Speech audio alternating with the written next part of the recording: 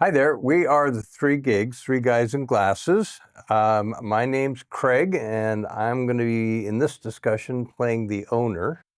I'm Jim, and I'm always the general contractor. Not always. Someday you'll be an owner. Yeah, someday when I grow up. Yep. And I'm Paul, and I represent the subcontracting community in this discussion. So today we're going to talk about Sum contracts. This is just a definition to let you know what that kind of a contract is. And in another video, we talk about a cost plus with a guarantee. Right, exactly. So you want to go at it? Sure. Stip sum or stipulated sum contract. It's a contract between the owner and the general contractor in which the price of the project is established based on the existing plans and specs. The contractor is going to receive the stipulated sum regardless of how much it actually costs, even if that cost would be less than the stipulated sum. It also allows for changes should any work be added to the plans and specifications by the owner or designers. And there's no cap or limit set on the cost of the project in a contract like this. Right. And that means what? So like in layman's terms, contractor, we come to an agreement on this is the plans and specs, and this is the price for the plans and specs. Now, if there are any omissions in those plans and specs, or let's just say that the plans show 10 bolts for a railing and it requires only 4, that I save that money. And if it requires 12, you're going to pay. Because it's a change. Mm-hmm. Yeah. So in let's just say, go back to layman's terms, if I can be more efficient in how I prosecute the work, then that savings goes to me no matter what. Mm-hmm. And the most you're going to pay for that, if there's no changes, is what you said on the contract. And if that takes me more, then it's out of my pocket. Out of your pocket. Out of your pocket. Yeah. So it's used a lot by public agencies and that where it's very defined contractual terms, and they have to get a set of drawings that's for public bid, that type of thing.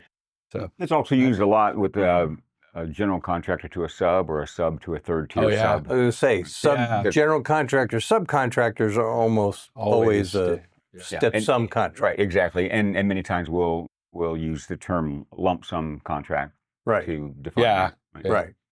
So again, in that world, you give them a bid. If you can beat the bid, and in your bid is overhead and profit. Mm-hmm.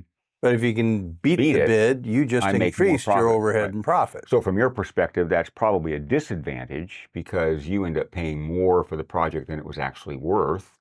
Right. In reality, right. The advantage to the contractor is that it incentivizes them to finish early and make a little more money on the project, early or under cost. Let's say finish under cost and make more money on the project. Right. So the advantages, disadvantages would be based on which side of that coin you would represent. So I think a lot of owners, certainly, I think one of the reasons the public contracts and as well as a whole lot of private owners and big institutions, I think they might consider a cost plus kind of an agreement. But I think the attraction of the stip sum, it's just kind of a one and done deal. Yeah. It's let's bid it. Give me the price. I'm going to push back if the price is too much. We're going to figure out how to get it down to the one lump sum price. And then I'm moving on. Right. I'm not going to think about this contract anymore.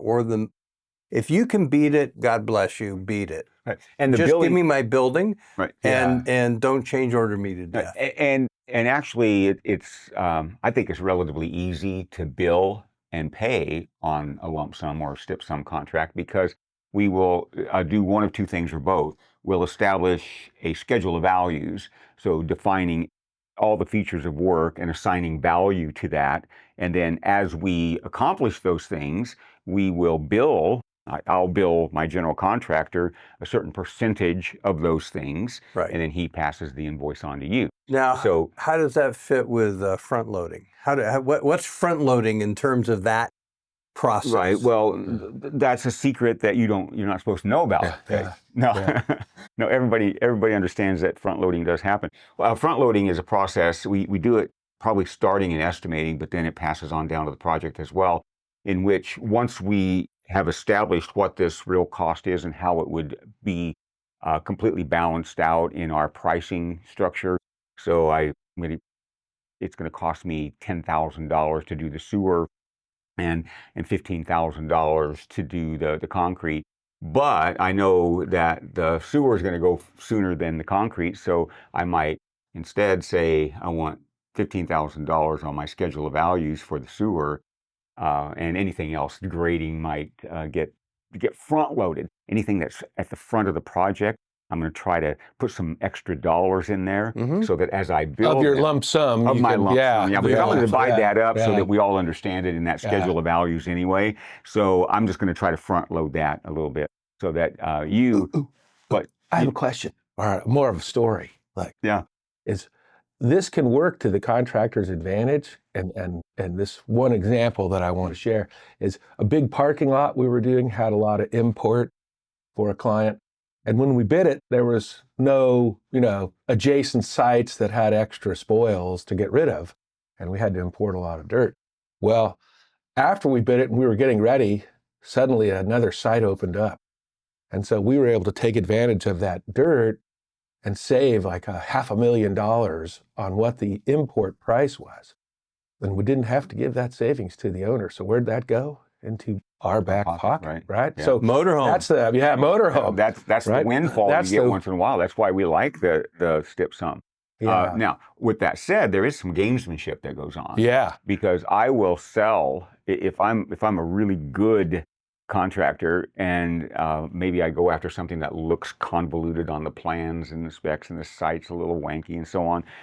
If I can sell this as being complex and difficult to this guy and then ultimately to you, and I go in and magically it's not that complex, and we just kind of sail through it. And I have a few, those would be, I guess, war stories, but great war stories about that same kind of thing that you're talking about, where we kind of sold it on low productivity and kind of high cost, and it could have been, under worst case scenarios, but we take the risk, you take the risk, and we win on that one if we go in and can actually do it more efficiently. I like stip sum myself.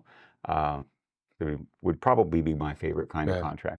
If you're the owner, you probably want to make sure you have a pretty good set of drawings, because everything that's not on the set of drawings is going to be a change order. Right. Yeah, right? I think from my perspective, the criteria is and again, I know a lot of cities and certainly a lot of lawyers. They'll look at me crazy if I talk about a cost plus. It's like, no, it should be just a stip sum.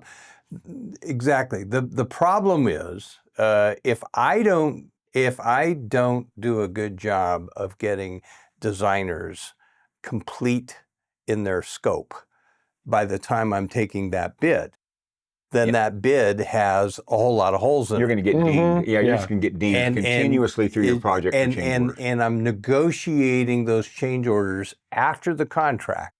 And that really becomes like, 40 mini bids, and we negotiate, and there's probably some give and take, but I always feel like I'm paying 50% more than I probably should, but on each one of those ads. On each one of those ads. Yeah. So from my perspective, I like stip sum if the drawings are good. If they're really 90% set of drawings, then stip sum's good. If the plans are weak, it can cost a lot of money. A lot of money, yeah. And a lot of heartache, because negotiating through change orders and all that stuff all the way through your job doesn't make it fun.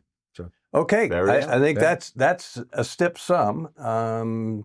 Keep your eye out for our definition about a GMAX.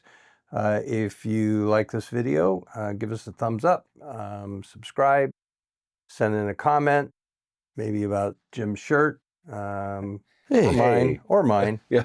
And we'll see you later. Thanks. Have a good one. Bye.